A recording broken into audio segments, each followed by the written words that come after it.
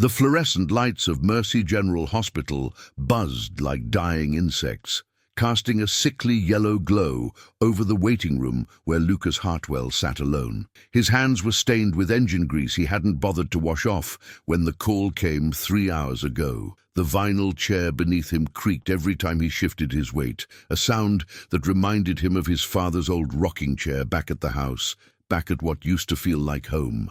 It was 2:47 in the morning on a Tuesday in late October, and the Pennsylvania autumn had turned vicious. Rain hammered against the hospital windows with a fury that matched the storm brewing in Lucas's chest. He'd been sitting in this same spot for nearly 4 hours, watching nurses shuffle past with clipboards and exhausted eyes, listening to the rhythmic beep of monitors from rooms he couldn't see, waiting for news he already knew was coming. His father was dying. Arthur Hartwell, 68 years old, former Marine, lifelong mechanic, and the most stubborn man Lucas had ever known, was finally losing his battle with lung cancer. The disease had eaten through him like rust through sheet metal, and there was nothing left to do but wait for the inevitable. Lucas rubbed his face with calloused hands, feeling the weight of 7 years pressing down on his shoulders. 7 years since he'd had anyone to share this burden with. 7 years since his brother Gabriel had walked out that door and never looked back. "Mr. Hartwell?" A nurse appeared in front of him, her scrubs decorated with cheerful cartoon bears that seemed grotesque in this context. "Your father is asking for you. It won't be long now." Lucas stood, his knees protesting after hours of sitting. He was 34 years old, but he felt ancient as he followed the nurse down the sterile corridor. His work boots squeaked against the linoleum floor, leaving faint dirt marks that would disappear by morning, just like everything else. Room 214. The door was partially open, and through the gap, Lucas could see the silhouette of his father propped up in the hospital bed, tubes snaking from his arms like the hoses of some terrible machine. The steady beep of the heart monitor provided a countdown that no one wanted to hear. "Dad," Lucas said softly, stepping inside. The smell hit him immediately, antiseptic and something else, something organic and final that made his stomach turn. Arthur's eyes opened, roomy and unfocused at first, then sharpening when they found his son. The old man had been a bear of a person once, broad-shouldered and strong enough to lift an engine block by himself. Now he looked like a skeleton wrapped in paper-thin skin, his cheeks hollow, his arms like kindling. "You look like hell," Arthur rasped, and despite everything, Lucas almost smiled. His father had never been one for sentimentality. "Right back at you, old man," Lucas replied, pulling a chair close to the bed. He sat down heavily, suddenly aware of how tired he was. 7 years of running the garage alone, of caring for his father through endless treatments and hospital stays, of carrying a grudge that felt heavier with each passing day. Arthur's hand moved across the blanket, trembling with effort. Lucas took it, shocked by how cold and fragile it felt. This was the hand that had taught him to change his first oil filter, to gap a spark plug, to feel the difference between a loose connection and a dying battery. Now it felt like it might crumble to dust. "I called Gabriel," Arthur said, his voice barely above a whisper. 2 days ago. The words hit Lucas like a punch to the gut. "You what? Don't give me that look, boy. He's your brother. He has a right to know." Lucas pulled his hand away, anger flaring hot and bright in his chest. "He gave up that right when he left, when he abandoned you, when he abandoned us." "He was 23 years old and scared," Arthur said, and the effort of speaking made him cough, wet, rattling sounds that seemed to shake his entire frame. When the fit passed, there were flecks of blood on his lips. "People make mistakes." "Ooh, some mistakes you don't come back from," Lucas said bitterly. He stood, unable to sit still with this revelation burning through him. 7 years. Gabriel had been gone for 7 years, and in that time, Lucas had been the one changing their father's bandages, driving him to chemotherapy, watching him waste away. And now, at the end, Arthur had called him back. "Lucas," his father's voice was stern despite its weakness. "Listen to me. I don't have time for your pride or his guilt. I need you to promise me something." "Dad, don't promise me you'll give him a chance. Both of you. Promise me you'll..." Another coughing fit interrupted him, worse than before. Lucas rushed to his side, hitting the call button, but Arthur waved him off weakly. "Promise me you'll finish what I started. Together." "I don't understand," Lucas said, fear creeping into his voice now. The heart monitor's beeping was becoming irregular, the gaps between sounds stretching longer. "You will," Arthur said, his eyes already starting to glaze. "The lawyer has everything. Just promise me, son. Promise me you'll try." Lucas wanted to refuse. He wanted to tell his father that some things were too broken to fix, that 7 years was too long, that Gabriel didn't deserve forgiveness. But as he looked at Arthur's face, at the desperate hope there, at the fear of dying with this unfinished business between his sons, he couldn't. "I promise," Lucas whispered. Arthur smiled then, a ghost of his former grin. "That's my boy. Always were the reliable one." His grip tightened on Lucas's hand one last time. "Tell Gabriel. Tell him I understood. Tell him I'm proud of both my sons." The words hung in the air between them, weighted with everything unsaid over the years. Lucas felt his throat tighten, tears burning behind his eyes that he refused to let fall. Not yet. Not while his father could still see. "I love you, Dad," he managed. "I know," Arthur breathed. "I know you do." The heart monitor's rhythm changed, the beeps coming slower, more erratic. Nurses rushed in, their movements efficient and practiced, but Lucas could see in their eyes that this wasn't an emergency. This was the natural end of a long, difficult journey. They offered to step outside, but Lucas shook his head. He'd been there for every step of this disease's cruel progression. He wouldn't leave now. Arthur's breathing became labored, each inhale a fight, each exhale a defeat. His eyes had closed, but his hand still gripped Lucas's with surprising strength, as if he was afraid of drifting away too soon before saying everything that needed to be said. At 3:21 in the morning, with rain still pounding against the windows and the hospital's fluorescent lights humming their indifferent song, Arthur Hartwell took his last breath. The hand in Lucas's grip went slack. The monitor's beep became a single sustained tone that cut through the room like a blade. A nurse reached over and silenced it. The sudden quiet was worse than the sound had been. Lucas sat there for a long time, holding his father's hand as it grew colder, feeling the weight of that final promise settling onto his shoulders like chains. Outside, lightning split the sky, illuminating the parking lot where his truck sat alone, the bed still loaded with parts he'd been meaning to install before the call came. He thought about Gabriel, wherever he was. Did he know yet? Had he gotten their father's message? Would he even come to the funeral? The questions burned, but Lucas had no answers.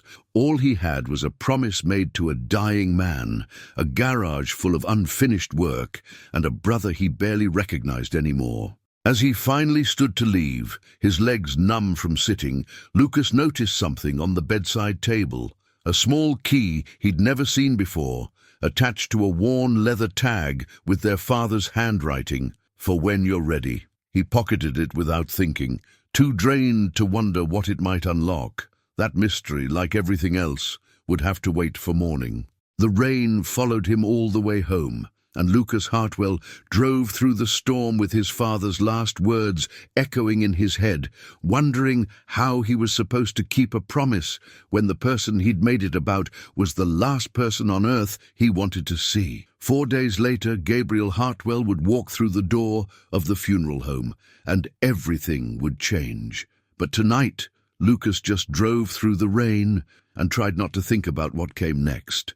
The day to see the funeral was everything Arthur Hartwell would have hated. Too many flowers, too much crying, too many people who hadn't bothered to visit when he was alive, suddenly claiming they'd been close friends. Lucas stood at the front of Morrison's funeral home in his only suit, a black thing he'd bought for his high school graduation and hadn't worn since, watching strangers file past his father's casket with practiced sympathy etched on their faces.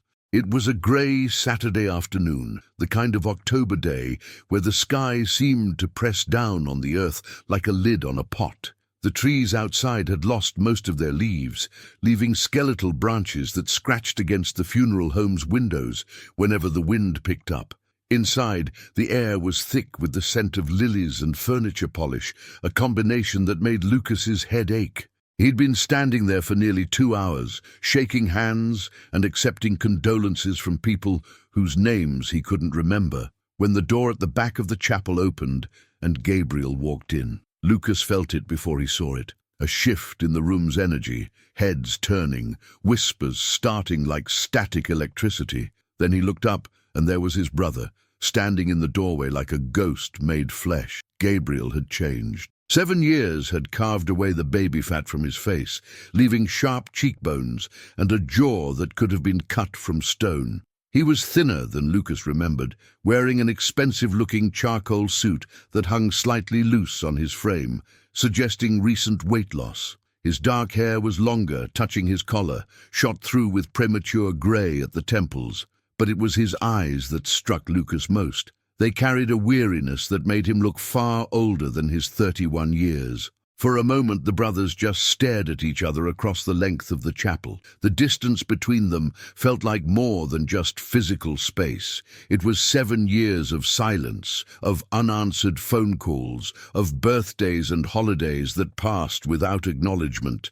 It was every time Lucas had needed help at the garage and worked alone instead. It was every night their father had asked if Gabriel might come home, and Lucas had to watch hope die in the old man's eyes.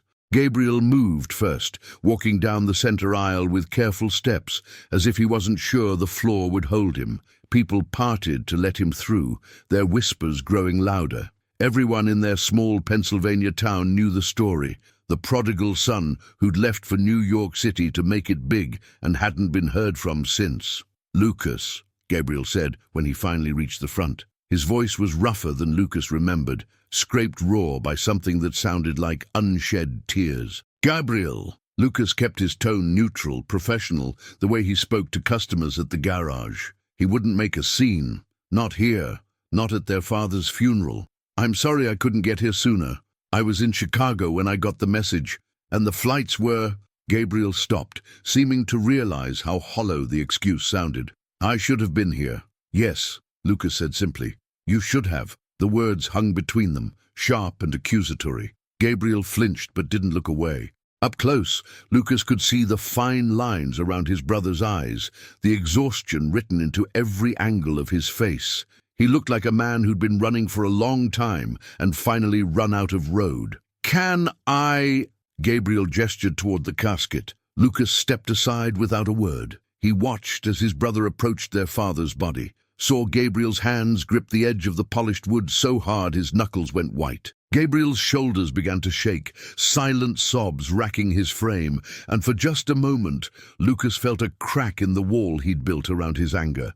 Then he remembered 7 years of carrying this burden alone, and the crack sealed shut. The service was brief. Father Mackenzie, who'd known Arthur for 40 years, spoke about duty and sacrifice, about a man who'd served his country and his community with equal dedication. He talked about Arthur's love for his sons, both of them, and Lucas felt Gabriel stiffen beside him in the front pew where they sat with careful space between them. The cemetery was worse. Standing beside the open grave, watching the casket lowered into the earth, Lucas felt the finality of it crash over him like a wave. This was it. Arthur Hartwell was gone, and with him went any hope of reconciliation, any chance for the family to be whole again. The rain started as the first shovel of dirt hit the casket, just a drizzle at first, then a steady downpour that sent mourners scattering to their cars with umbrellas popping open like black flowers. Lucas and Gabriel remained, standing on opposite sides of the grave, getting soaked. Neither seemed to notice or care. "He called me," Gabriel said finally, his voice barely audible over the rain. 2 days before he died. I hadn't heard his voice in 7 years, and suddenly there he was, telling me he loved me, that he was proud of me, that he forgave me for leaving. Gabriel's voice cracked. "I was on the first flight I could get, but I was too late. I was too late for everything." Lucas wanted to say something cruel, something about how being too late was a pattern for Gabriel, but the raw grief in his brother's voice stopped him. Instead, he just nodded and turned away, heading back toward his truck. "Wait," Gabriel called after him. The lawyer, Dad's lawyer, called me. Said there's a will reading scheduled for Monday morning. Are you going? Lucas stopped, but didn't turn around. Of course I'm going. I've been handling all of Dad's affairs for 7 years. Where the hell have you been? He didn't wait for an answer. Monday morning arrived cold and clear, the storm system finally moving east and leaving behind a sky scrubbed clean and painfully blue. Lucas arrived at the offices of Morrison and Klein 15 minutes early, parking his work truck, still bearing the faded logo Hartwell and Sons Automotive, in front of the brick building that housed most of Millbrook's professional services. Gabriel was already there, sitting on a bench outside the building, drinking coffee from the diner down the street. He'd traded his funeral suit for jeans and a leather jacket that had seen better days. Somehow, he looked more like the brother Lucas remembered now, despite the years written on his face. "Morning," Gabriel offered tentatively. Lucas grunted and walked past him into the building. He could feel Gabriel following, maintaining that same careful distance they'd kept at the funeral. James Morrison's office was on the second floor, a comfortable room lined with law books and family photos. Morrison himself was in his 60s, a portly man with kind eyes who'd drawn up Arthur's will 3 months ago when it became clear the cancer wasn't going to give him much more time. "Gentlemen," Morrison greeted them, gesturing to 2 chairs positioned in front of his desk. "Please sit. I know this is difficult, so I'll try to make it as straightforward as possible." Lucas and Gabriel sat, the leather chairs creaking under their weight. Between them was maybe 2 feet of space, but it felt like miles. Morrison opened a manila folder, adjusting his reading glasses. "Your father's estate is relatively simple. The house and all its contents go to Lucas, in recognition of the care he provided over the last 7 years. He glanced at Gabriel, who nodded slowly, accepting this without argument. "There's a small savings account, about $8,000, which will be split equally between you both." Lucas had expected this. The house was paid off, and while it wasn't worth much, it was something. The money would help keep the garage running for a few more months, while he figured out his next move. "However," Morrison continued, "there is one asset that comes with a condition." Lucas sat up straighter. "What kind of condition?" Morrison pulled out a second document, this one sealed in an envelope with Arthur's handwriting across the front. "To be opened in the presence of both my sons." "Your father left specific instructions," Morrison said, breaking the seal and unfolding the letter inside. "The garage, Hartwell and Sons Automotive, including the building, all equipment, inventory, and the business itself, is to be inherited jointly by both of you, but only if you fulfill his final wish." "What wish?" Gabriel asked, leaning forward. Morrison read directly from the letter. "In the garage, in the back bay under the tarp, is my 1978 Chevrolet Impala. The car hasn't run in over 10 years. I want my sons to restore it together, drive it to Emerald Point, 400 miles north, and scatter my ashes from the cliff where their mother and I got engaged 35 years ago.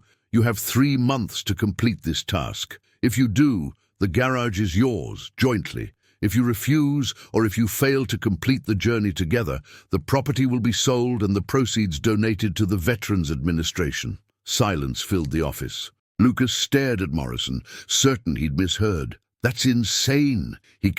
That's not legally binding, is it?" "Actually, it is," Morrison said carefully. "Your father was very specific about the terms, and he was of sound mind when he created this document. I advised against it, but Arthur was adamant. He said, and I quote, 'Those boys are too stubborn to fix themselves. Maybe they can fix something else instead.'" Lucas stood abruptly, his chair scraping against the hardwood floor. "No, absolutely not.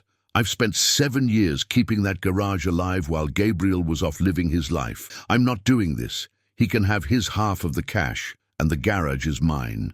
"It doesn't work that way," Morrison said gently.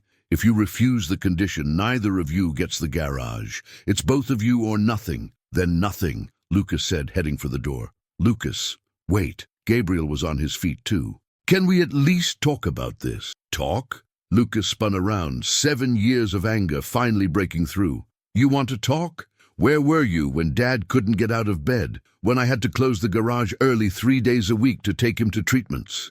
when he was asking for you, wondering if his other son would come home before he died." His voice was rising, but he couldn't stop it. "You don't get to walk back in here and pretend we're family. You gave that up." "You think I don't know that?" Gabriel shot back, his own anger flaring. "You think I don't know what I did, what I gave up? I destroyed my life trying to prove I was good enough, trying to make something of myself so I could come back here and show Dad I wasn't just the screw-up son who could barely hold a wrench. And I failed at everything. I failed so completely that I couldn't face coming home and admitting it. So, yeah, I know exactly what I gave up, Lucas. I think about it every single day." The confession hung in the air between them. Lucas saw tears on his brother's face now, unchecked and raw. Part of him wanted to feel satisfaction at Gabriel's pain, wanted to twist the knife deeper, but a larger part, the part that sounded disturbingly like their father, just felt tired. "The garage is worth about $200,000, Morrison said quietly into the silence. "Split between you, that's $100,000 each. Or you could work together for 3 months, scatter your father's ashes like he wanted, and own a profitable business together. The choice is yours, but I need an answer by the end of the week." Lucas looked at his brother, really looked at him for the first time since he'd walked back into his life. Gabriel looked broken, hollowed out by whatever had happened to him in New York. He looked like a man who'd lost everything and was standing in front of the last door that might open for him. "I need to think," Lucas said finally. "I need to see this car, see what we're even talking about." "Can I come?" Gabriel asked. "To the garage." Every instinct Lucas had screamed no. But he thought about his father's letter, about Arthur's conviction that his sons needed each other, even if they didn't know it yet. He thought about that promise made in a hospital room in those final moments. "Fine," Lucas said. "Tomorrow morning, 8 o'clock. Don't be late."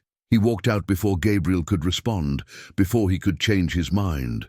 As he drove back to the garage through Millbrook's quiet streets, Lucas tried to imagine working side by side with his brother for 3 months, taking a road trip across half the country to scatter their father's ashes. It sounded like torture. It sounded exactly like something Arthur Hartwell would design.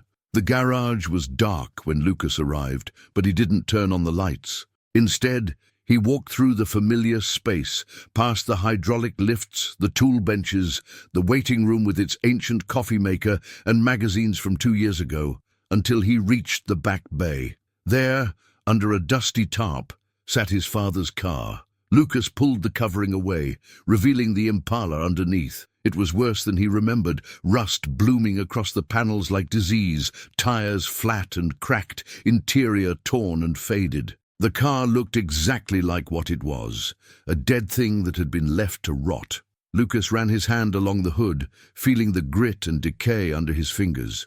3 months to bring this back to life. 3 months working alongside a brother he could barely stand to look at. 3 months to either save the family business or lose it forever. He pulled out his phone and stared at Gabriel's number, added just that afternoon from the lawyer's office. His thumb hovered over the call button for a long moment before he put the phone away. Tomorrow. He'd deal with all of this tomorrow. Outside, the Pennsylvania night settled over Millbrook, and somewhere in the darkness, the ghost of Arthur Hartwell was probably smiling. Gabriel arrived at Hartwell & Sons Automotive at 7:45 on Tuesday morning, carrying 2 cups of coffee from the diner and what looked like genuine fear in his eyes.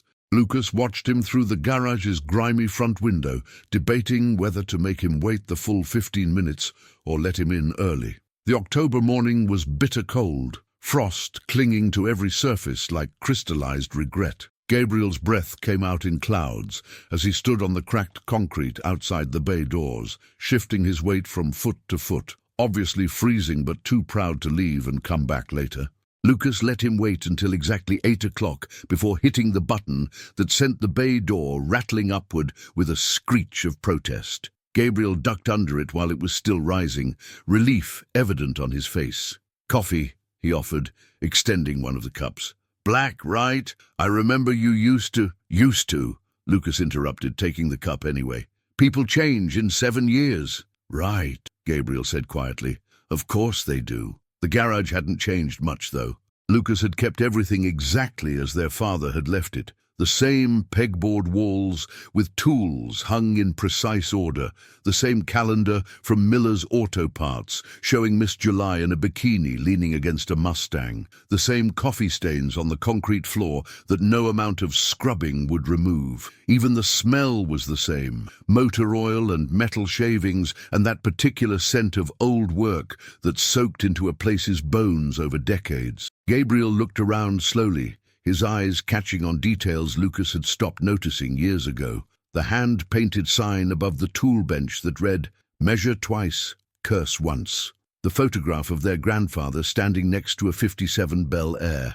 The wall where Arthur had marked both boys' heights every birthday until Gabriel was 18 and left for college. "It's exactly the same," Gabriel said, something like wonder in his voice. "Not exactly," Lucas said, leading him toward the back bay. "The lift in Bay 2 is new. Had to replace the compressor last year. Computer diagnostic system is updated." He paused. "Had to keep up with the times if I wanted to keep customers." "You did this all yourself? Who else was going to do it?" The words came out sharper than Lucas intended, but he didn't take them back. They reached the back bay, where Lucas had left the Impala uncovered. In the harsh fluorescent light of morning, the car looked even worse than it had the night before. The burgundy paint had faded to a sickly pink in places, completely rusted through in others.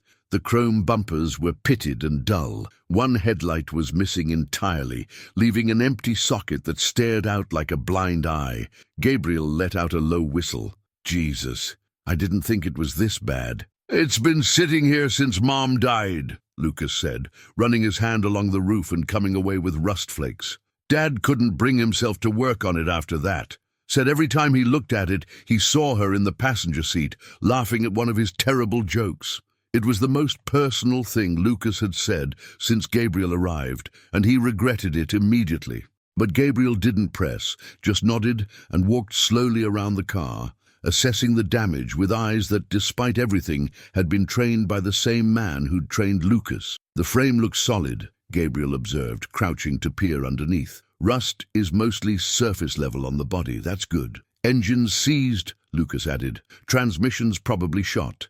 Every seal and gasket will need replacing. Electrical system is a disaster. Brake lines are corroded. Fuel tank is full of varnish." He ticked off the problems on his fingers. "We're basically starting from zero." 3 months, Gabriel said, standing and brushing off his jeans. "That's what Morrison said, right? We have 3 months?" 90 days from yesterday, Lucas confirmed, which means we need to average about 4.5 miles of progress per day just to get to the deadline, not counting the actual 400-mile drive to Emerald Point. Gabriel pulled out his phone, opening the calendar app. "So if we work 6 days a week, full days, we might actually pull this off." "Might," Lucas emphasized, "assuming we can find parts for a car that's older than we are. Assuming nothing goes catastrophically wrong, assuming we can actually work together for more than 5 minutes without wanting to kill each other." "You really think we can't do this?" Gabriel asked, meeting his eyes directly for the first time that morning.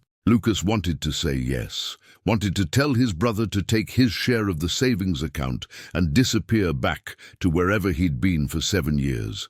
But he thought about the garage, about the customers who depended on him, about the legacy their grandfather had started and their father had maintained, about what it would mean to lose it all, to spite a brother who'd already lost so much. "I think," Lucas said carefully, "that we don't have a choice, so we better figure out how to make it work." Relief washed over Gabriel's face so clearly that Lucas had to look away. Okay, good. So where do we start?" "Engine," Lucas decided. "We pull it, tear it down, see what we're working with. If the block is cracked or the cylinders are too damaged, this whole thing is over before it begins." They spent the next hour preparing the workspace, clearing the bay, setting up the engine hoist, gathering the tools they'd need. They worked in silence, moving around each other with the awkward choreography of strangers, nothing like the synchronized efficiency they'd had as teenagers when they'd worked in this very garage together. Lucas remembered those days with a clarity that hurt. Gabriel had been 16, Lucas 19, and they'd spent entire summers tearing down engines and rebuilding them, racing to see who could gap a set of spark plugs faster, arguing about whether Ford or Chevy made a better small block. They'd been brothers then, real brothers, before college and ambition, and 7 years of silence had carved a canyon between them. "Hand me the 3/8 ratchet," Lucas said, positioned under the hood. Gabriel grabbed a half-inch instead. Lucas bit back a correction and silently swapped it himself. Pulling the engine was brutal work. The bolts had been sitting for a decade, corroded and stubborn, fighting them at every turn. Lucas's knuckles were bleeding within the first hour, split open on sharp metal edges and unforgiving steel. Gabriel fared worse. His hands had gone soft in whatever office job he'd been working, and within 2 hours they were torn up and blistered. "Take a break," Lucas said, noticing Gabriel trying to hide a wince every time he gripped a wrench. "I'm fine.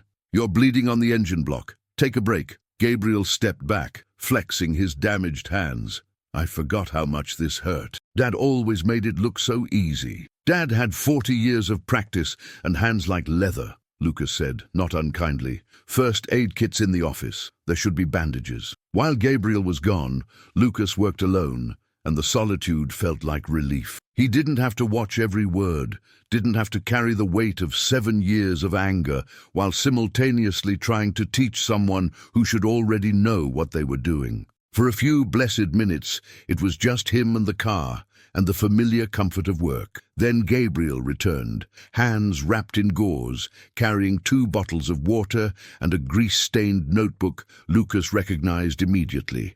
"I found this in the office," Gabriel said, holding up their father's work journal. "He kept notes on every car he ever worked on. I thought maybe he wrote something about the Impala." Lucas's throat tightened. He'd forgotten about that journal. Arthur had started it when he first opened the garage 40 years ago, logging every repair, every modification, every lesson learned. It had been his Bible. "Let me see," Lucas said, taking the notebook with careful hands. The pages were yellowed and oil-stained, filled with their father's precise mechanical handwriting.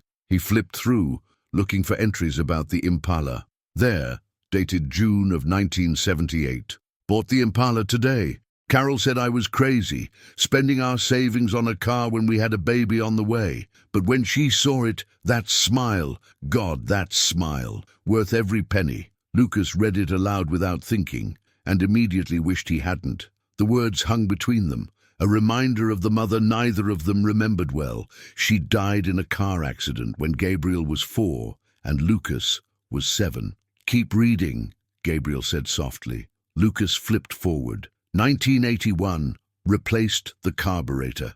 Lucas helped. Kids got good hands, patient, might make a mechanic yet. Then, 1986, Gabriel's first oil change today, spilled half of it on the floor and cried. Told him every mechanic's baptized in motor oil eventually. He laughed. "Both my boys working on Carol's car. She would have loved this." The entries continued, a timeline of their childhood measured in repairs and upgrades.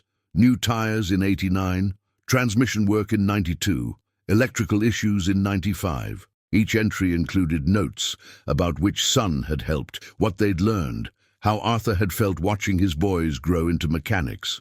The last entry was dated October of 2014, a month after their mother's 10th anniversary, a month before Gabriel left for New York. "Engine running rough, probably needs a valve job, but I can't bring myself to work on it. Every time I open the hood, I see Carol in the passenger seat, the day I proposed at Emerald Point. See the boys as children in the back seat, fighting over who got the window. The car holds too many ghosts. Maybe I'll get to it next spring." He never had. That winter, Gabriel left. The following spring, Arthur's cough started. The car had sat untouched ever since. "He never stopped loving her," Gabriel said, his voice rough. "Even after all those years." "No," Lucas agreed. "He didn't." They stood there in silence, the weight of their father's words settling over them like snow. Finally, Gabriel cleared his throat and said, "We should get back to work. Daylight's burning." They returned to the engine, and something had shifted. Not forgiveness. Lucas wasn't ready for that, might never be ready for that, but something like a truce. forged in the recognition that they were both mourning the same man, both trying to honor the same memory. By 3 in the afternoon, they'd successfully removed the engine and had it mounted on the stand. Lucas's back was screaming and his hands were destroyed, but they'd done it. Gabriel looked worse. His shirt was soaked with sweat despite the cold, and he was moving like every muscle in his body hurt.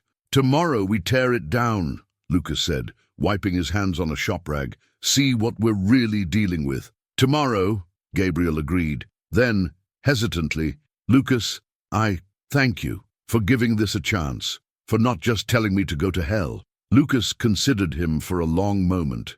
"Don't thank me yet. We've got 89 days left, and this is the easy part. Wait until we're stuck on the side of the road, somewhere in the middle of nowhere with a broken-down car and 400 miles between us and home.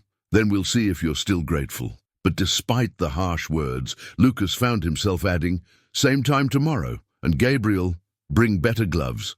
You're no good to me if your hands are too torn up to work." It was the closest thing to kindness he'd offered since his brother had come home, and from the look on Gabriel's face, it meant everything. That night, Lucas sat in the garage office long after Gabriel had left, reading through more of their father's journal entries. He found plans for the restoration Arthur had never completed, notes about where to source parts, diagrams of modifications he'd dreamed of making. On one of the last pages, written in shakier handwriting that spoke of illness and pain, was a final entry. "If you're reading this, boys, it means I'm gone. It means you found the car and the journal and each other. The Impala needs work, a lot of work, but so did the relationship between two brothers I loved more than life itself. Some things are worth the effort to fix, even when they seem broken beyond repair, especially then. Trust the process. Trust each other. And remember, the destination matters less than the journey. Love, Dad." Lucas closed the journal and looked out at the Impala, sitting engineless and broken in the bay. 89 days to restore it.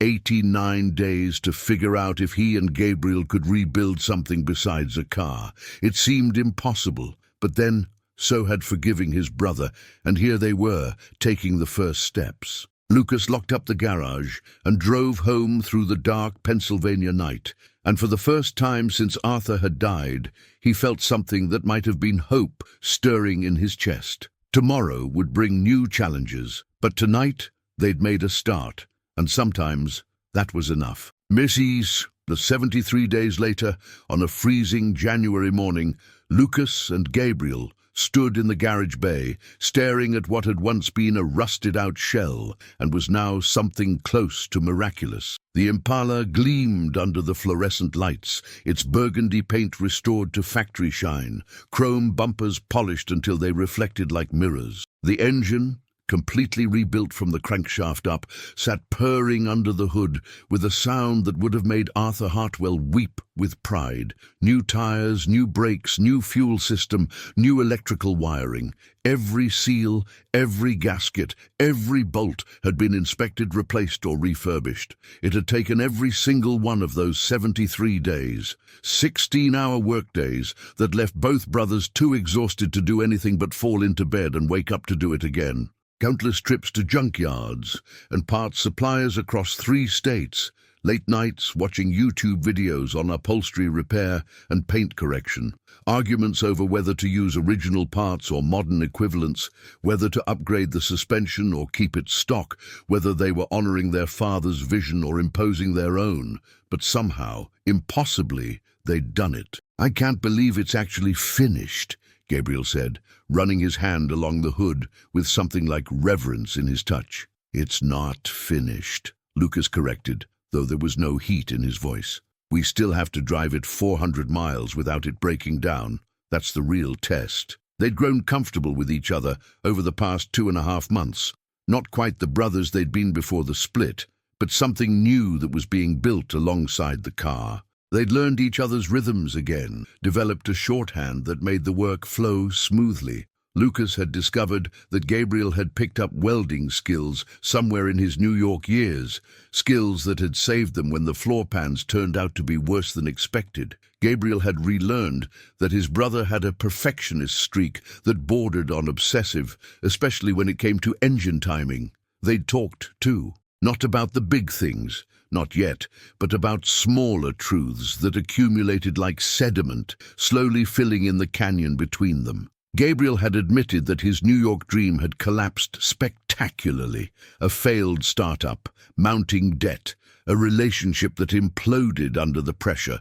He'd been living in a studio apartment in Queens, working as a parts runner for an auto shop, too ashamed to come home and admit he'd failed. Lucas had confessed his own struggles, how lonely it had been running the garage alone, how he'd dated a woman named Sarah for 3 years before she'd left him because he could never make time for anything but work and their dying father, how he'd resented Gabriel so deeply that it had become a comfortable companion, something to hold on to when everything else felt uncertain.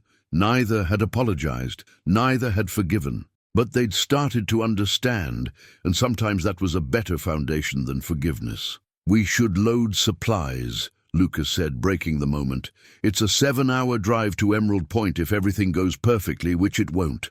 We need to be prepared for breakdowns." They'd planned meticulously, a route mapped out on actual paper maps because Lucas didn't trust GPS for a journey this important. Tools and spare parts loaded into the trunk, emergency roadside kit, jumper cables, a gallon of water, sandwiches from the diner because neither of them could cook worth a damn, and wrapped carefully in a wooden box their father had built years ago, Arthur's ashes. The plan was to leave at dawn the next day, a Sunday morning when the roads would be clear.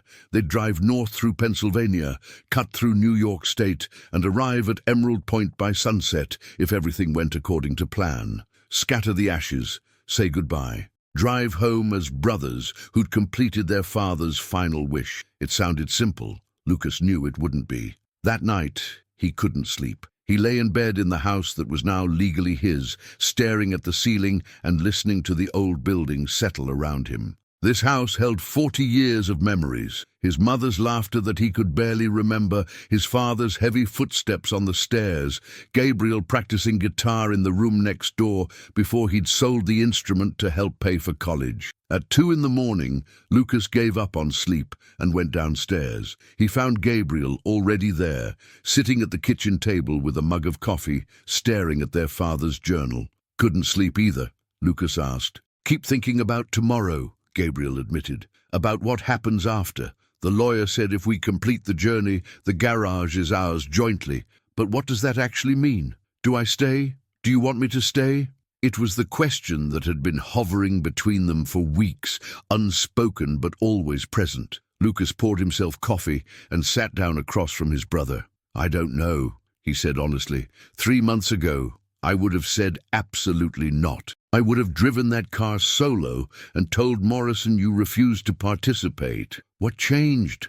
Lucas thought about it, really thought about it. You did, or maybe I did. Maybe we both did. He wrapped his hands around the warm mug. You're not the same person who left 7 years ago, and I'm not the same person who watched you go. Is that a yes or a no? Gabriel pressed. It's an I don't know yet, Lucas said, but I'm willing to figure it out, if you are. Gabriel's shoulders relaxed. Tension Lucas hadn't realized he was carrying draining away. I'd like that. I'd like to try. They sat in silence for a while, drinking coffee in the kitchen where Arthur had taught them both to make pancakes, where they'd done homework at this same table, where their father had sat alone for 7 years after Gabriel left. He was smart, you know, Gabriel said finally. Dad, he knew exactly what he was doing with this whole thing. Making us restore a car together? Making us restore ourselves, Gabriel corrected. The car was just the excuse, the tool. He gave us something we had to fix together because he knew we'd never fix each other if left to our own devices. Lucas had to smile. Manipulative old bastard. Yeah, Gabriel agreed fondly. Yeah, he really was. Dawn came cold and clear, the kind of January morning where the air was so crisp it hurt to breathe. They loaded the last of their supplies into the Impala's trunk, Lucas triple-checking the emergency kit while Gabriel secured the box of ashes with careful hands. By 7 o'clock, they were ready. The garage doors were locked, the heat turned down, the security system armed. Everything they needed was in the car, everything except certainty about what lay ahead. "You want to drive first?" Lucas offered, holding out the keys. Gabriel looked surprised. "You sure? Dad's journal says you did the first oil change on this car when you were 8. Seems fitting you should drive it first on its last journey." Gabriel took the keys with hands that shook slightly. They climbed into the Impala, Lucas in the passenger seat for the first time in his life, Gabriel behind the wheel. The interior smelled like new leather and old memories. The engine started on the first turn of the key, settling into a rumble that spoke of perfect timing and careful restoration. Gabriel put it in gear and pulled out of the garage bay into the weak winter sunlight. They drove through Millbrook's empty streets, past the diner and the hardware store, and the elementary school they'd both attended, past Mrs. Henderson's house, where they'd retrieved baseballs from her yard 100 times, past the park, where Arthur had taught them to throw a football, past Sarah's old apartment, where Lucas deliberately didn't look. Then they were on Route 30, heading north, and Millbrook disappeared in the rearview mirror. For the first hour, they drove in comfortable silence, the kind that didn't need filling. The Impala handled beautifully, responding to Gabriel's touch like it remembered him. The heater worked perfectly, a minor miracle given how much trouble the climate control system had given them. The radio, original but refurbished, played classic rock stations that faded in and out as they drove. They were 20 miles outside of Scranton when Gabriel said, "There's something in the glove compartment. I found it when I was cleaning the interior last week, but didn't want to open it without you." Lucas popped the compartment open and found a shoebox wrapped in brown paper. His name and Gabriel's were written on top in their father's handwriting, along with a simple instruction: "Play me when you're on the road." Inside were cassette tapes, 6 of them, each labeled with a number and a date. The dates ranged from 3 months before Arthur died to just 2 days before the end. Lucas held up the first tape. "Did you know about these?" "I had no idea," Gabriel said, his voice tight. He must have hidden them there before he went into the hospital. With shaking hands, Lucas slid the first tape into the Impala's original cassette player. There was a moment of static, then their father's voice filled the car, roughened by illness, but unmistakably Arthur. "Well, boys, if you're hearing this, it means you actually did it. You restored the car, and you're driving it together. I'm proud of you, both of you. Now shut up and listen, because I've got some things to say that I never managed to say while I was breathing." Lucas felt tears burning behind his eyes. Beside him, Gabriel's hands tightened on the steering wheel, but he kept driving. Arthur's voice continued. "Lucas, you're probably mad at me right now for forcing you to do this with your brother. You're thinking I didn't understand how much it hurt when he left, how much work you had to do alone, how unfair it was that I called him back at the end. You're wrong. I understood all of it. I just knew that anger was easier for you than grief, and I couldn't let you turn your brother into a target for all the pain you were feeling. You're alike, you two, more than you know. Both of you deal with hurt by running. He ran to New York. You ran into work. Neither strategy is worth a damn." Lucas let out a choked laugh, despite the tears now streaming down his face. "Gabriel," Arthur said, and Gabriel flinched like he'd been struck. "You're thinking you don't deserve to be in that car, don't deserve your brother's forgiveness, don't deserve a second chance. You're thinking you failed me by leaving, failed yourself by coming back. Stop it. You were 23 years old and terrified of turning into me, a small-town mechanic who never left Pennsylvania. There's no shame in that fear. The shame would have been in never coming home at all. You made it back, son. That took more courage than leaving ever did." Dial, the tape continued as they drove, Arthur's voice washing over them like absolution. He talked about memories they'd forgotten. Gabriel's first day of kindergarten, when Lucas had punched a kid for making fun of his brother's lunchbox. Lucas's high school graduation, when Gabriel had been more proud than anyone. The Christmas, when they'd pooled their money to buy Arthur a new welder and he'd cried. He talked about their mother, too, stories they'd never heard. How Carol had made him promise before she died that he'd keep their boys together no matter what, how he'd felt like he'd failed that promise when Gabriel left, how he'd spent 7 years trying to figure out how to bring his sons back to each other without forcing them, without making it worse. The car was Carol's idea originally, Arthur said on the tape. Years ago, before she died, she made me promise that if anything ever happened to her, I'd bring you boys to Emerald Point and tell you the story of how we met. I never did it, couldn't face that cliff without her. But she was right, like she was about most things. Some places hold the kind of magic that can heal you, if you let them. Emerald Point is one of those places for our family. When you get there, you'll understand. The first tape ended. Lucas ejected it and loaded the second, and Arthur's voice returned, telling more stories. The miles disappeared beneath the Impala's wheels. Pennsylvania gave way to New York. The landscape changed from rolling hills to mountains, from farmland to forest. They stopped once for gas and sandwiches at a truck stop somewhere outside of Albany. Gabriel pumped while Lucas checked the engine. Everything was running perfectly, temperature normal, no leaks, no issues. It was as close to a miracle as anything Lucas had ever seen. It's weird, isn't it, Gabriel said, biting into his sandwich as they sat at a picnic table despite the cold. Hearing his voice like this, like he's still here. Yeah, Lucas agreed, but also not weird, like of course he'd find a way to keep teaching us, even after he was gone. That's so him. They were back on the road within 20 minutes, the third tape playing. This one was different. Arthur talked about his own father, their grandfather, who'd started the garage in 1945 after coming home from World War II.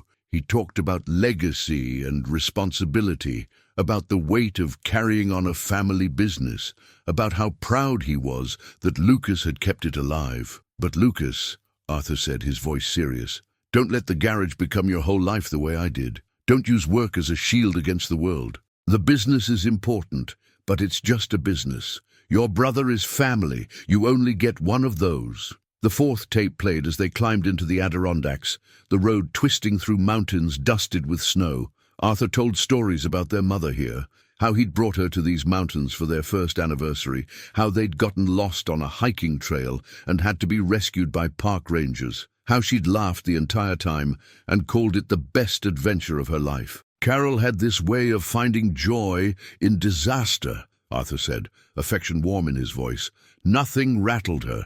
When the garage nearly went under in '84, she just rolled up her sleeves and learned bookkeeping. When Gabriel was born 6 weeks early and spent a month in the NICU, she camped out in that hospital and refused to leave his side. When the doctors told her the car accident injuries might leave her paralyzed, she made jokes until they stopped looking at her with pity. She died the way she lived, facing it head-on with courage I could never match. Gabriel pulled over suddenly, into a scenic overlook that provided a view of snow-covered peaks stretching to the horizon. He put the car in park and pressed his palms against his eyes. I don't remember her, he said, his voice breaking. I was 4 when she died. I have maybe 3 real memories, and I'm not even sure those aren't just from photographs. Lucas got 7 years with her. I got 4. It's not fair. Lucas didn't have an answer for that because Gabriel was right. It wasn't fair. None of it was fair. Not their mother dying young, not their father's cancer, not the 7 years they'd lost to pride and pain. She loved you, Lucas said finally. I remember that clearly. She used to call you her little miracle because you were born so early and fought so hard to survive. She'd sing to you every night. Some song I can't remember the tune to anymore.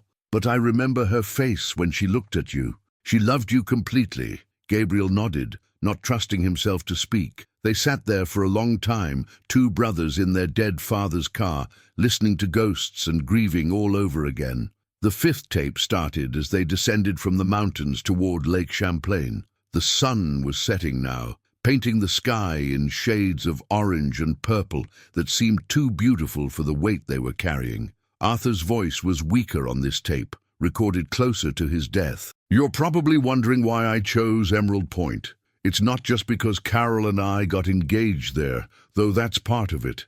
It's because that cliff represents something important, a leap of faith. When I asked your mother to marry me on that cliff, with nothing but the clothes on my back and a dream of opening a garage, she said yes, without hesitation. She took that leap with me. You boys need to take a leap too. Not off a cliff, don't be stupid, but toward each other, toward trust, toward forgiveness. It's scary as hell, I know, but the best things in life require a leap. The sixth and final tape began as they turned onto the coastal road that would take them to Emerald Point. Full dark had fallen now, but the Impala's headlights cut through the night, reliable and strong. "This is the last one," Arthur said, his voice barely more than a whisper. "I'm recording this on my final night. The nurse just left, and I've got maybe a few hours before things get bad. I want you to know that I'm not afraid. I got to live 68 years, got to marry the love of my life, got to raise 2 sons I'm proud of. That's more than most people get. My only regret is that I won't be there to see you boys find your way back to each other, but I have faith you will, because you're Hartwells, and Hartwells don't quit on the things that matter." There was a pause, the sound of labored breathing. Then, "Take care of each other.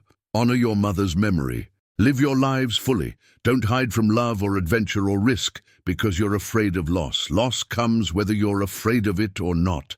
What matters is what you do before it arrives. I love you both. Always have. Always will. Even when I'm dust on the wind at Emerald Point." The tape ended. Static filled the car. Neither brother moved to turn it off. They drove the last 10 miles in silence, both of them crying openly now, not bothering to hide it. The road wound along the coast, the Atlantic Ocean a vast darkness to their right, waves crashing against rocks with eternal rhythm. Then Gabriel pulled into the parking area at Emerald Point, and they were there. The overlook was exactly as Arthur had described it. A cliff jutting out over the ocean, a wooden railing protecting visitors from the 100-foot drop, a bronze plaque explaining the geological significance that neither of them bothered to read. The wind was fierce this close to the water, carrying the salt smell of the sea and the promise of winter storms. They got out of the Impala, and Lucas retrieved the wooden box from the trunk. It felt heavier than it should, as if it contained more than just ashes, as if it held all the years, all the memories, all the love and loss and lessons their father had tried to teach them. Together they walked to the railing. The moon had risen, nearly full, its light turning the ocean silver. Below them, waves crashed and retreated, the same pattern they'd followed for millions of years before the Hartwell family existed and would follow for millions more after. "Do you want to say something?" Gabriel asked. Lucas thought about it. There was so much he could say. "Thank you, I'm sorry, I miss you, I understand now." But words felt inadequate standing on this cliff, where their father had proposed to their mother 35 years ago, where their parents had taken their own leap of faith. "Dad," Lucas said simply, opening the box. "We made it, both of us, together." Gabriel added, "Thank you for the car, and the tapes, and for not giving up on us, even when we'd given up on each other." They opened the box together and scattered Arthur's ashes into the wind. The grey dust caught the moonlight for a moment, sparkling like stars, before the ocean wind carried it away, some falling to the rocks below, some drifting out over the water, some rising up into the night sky. Gone, but somehow still present in every breath, every memory, every lesson learned. They stood there for a long time, 2 brothers on a cliff, watching the ocean and thinking about their father, their mother, the family they'd been and the family they might become again. Finally, Gabriel said, "What happens now?" Lucas looked at his brother, really looked at him, saw not the kid who'd left 7 years ago, not the prodigal son who'd failed and returned in shame, but a man who'd driven 400 miles to honor their father's memory, a man who'd spent 73 days rebuilding more than just a car, a man who was his brother, the only family he had left in the world. "Now," Lucas said, "we go home, and tomorrow we open the garage together. Hartwell and Sons, plural, the way it was always meant to be." Gabriel's face broke into a smile, the first genuine smile Lucas had seen from him since he'd returned. "Yeah, Lucas confirmed. "But you're handling all the paperwork. I hate paperwork." Gabriel laughed. A real laugh, not the careful ones he'd been giving, and threw his arm around Lucas's shoulders. Lucas didn't pull away. They walked back to the Impala together, and as Gabriel started the engine for the journey home, Lucas realized that his father had been right. The car had been the excuse. The real restoration had been them. Two broken brothers, hammered back into shape through work and time and stories told by a ghost on cassette tapes. The Impala carried them home through the night, running perfectly, every system working in harmony. 400 miles in reverse, back to the garage, back to Millbrook, back to a life they would build together. When they finally pulled into the garage bay at 4 in the morning, exhausted and grief-stricken, and somehow more whole than they'd been in 7 years, Lucas made a decision. "We're not selling this car," he said. "We keep it, maintain it, drive it on special occasions, because Dad was right. Some things are worth the effort to fix, even when they seem broken beyond repair. Especially then." Gabriel nodded, running his hand over the steering wheel one last time before shutting off the engine. "Especially then," he agreed. They locked up the garage and walked together to the house that was now legally Lucas's, but would always belong to both of them. The sun was starting to rise, painting the Pennsylvania sky in shades of pink and gold. Tomorrow would bring challenges, learning to work together, rebuilding the business, figuring out how to be brothers again. But tonight, they'd completed their father's final wish. They'd taken the car 400 miles, scattered the ashes, and brought themselves back home. In the kitchen where Arthur had sat alone for 7 years, Lucas made coffee while Gabriel found bread for toast. They sat at the same table where they'd drunk coffee 3 months ago, strangers sharing a name. Now they were something more, not quite the brothers they'd been, but brothers nonetheless, rebuilding from the foundation up. "To Dad," Lucas said, raising his coffee mug. "To Dad," Gabriel echoed, raising his own. "And to second chances. And to Mom," Lucas added, "who apparently planned all of this years ago." They drank to memories and ghosts and the family they'd lost and found and lost and found again. Outside, the Impala sat in the garage bay, gleaming and perfect, a testament to what could be restored with time and effort and love. The last wish had been granted. The journey was complete. And somewhere, on a cliff overlooking the Atlantic Ocean, Arthur and Carol Hartwell were finally at rest, their son finally at peace. The work of living would begin again tomorrow, but tonight the Hartwell brothers were home, and so we reached the end of another unforgettable journey. If this story touched your heart, stirred your emotions, or simply made you feel something, you can help me in 3 simple ways. Leave your like. It's quick, free, and shows me I'm on the right path. Subscribe and turn on the bell to never miss our upcoming stories. Comment below what moment struck you the most in this story. Every like, every subscription, every comment motivates me to bring you more engaging, emotional stories full of twists and turns.